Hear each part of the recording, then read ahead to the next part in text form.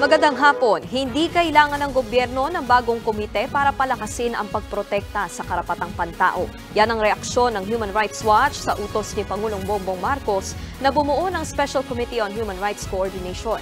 Giit ng grupo ang kailangan ay accountability o pagpapanagot sa mga lumalabag sa karapatang pantao. Nakababahala rin daw na walang partisipasyon ang Commission on Human Rights sa mga komiting ito.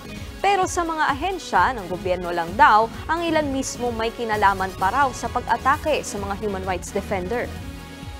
So wala itong track record ng maayos na human rights advocacy. So yun yung isa nakababahala dito. Ano? Baka gagamitin lang ito ng Administrasyon Marcos na pang propaganda lang para sabihin may ginagawa sila sa human rights, pero actually yung composition niya ay medyo hindi doon papunta.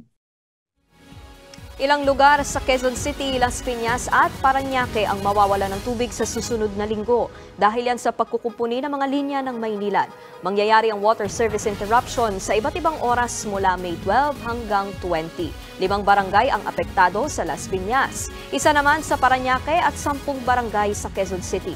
Para sa iba pang mga balita, pumunta lang sa news5.com.ph, pati na rin sa News5 Facebook, YouTube, TikTok at X social media pages. Ako po si Nikita Guzman at narito naman ang mga balita sa Frontline Weekend mamaya. Kakandidatong konsehal sa Kawit, Cavite, patay sa pamamaril. Ilang grupo di sang-ayon sa utos ni Pangulong Bongbong Marcos na bumuo ng isang human rights super body.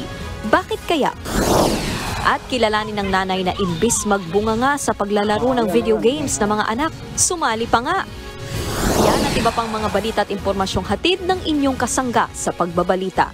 Frontline Pilipinas Weekend, mamayang 5:30 p.m.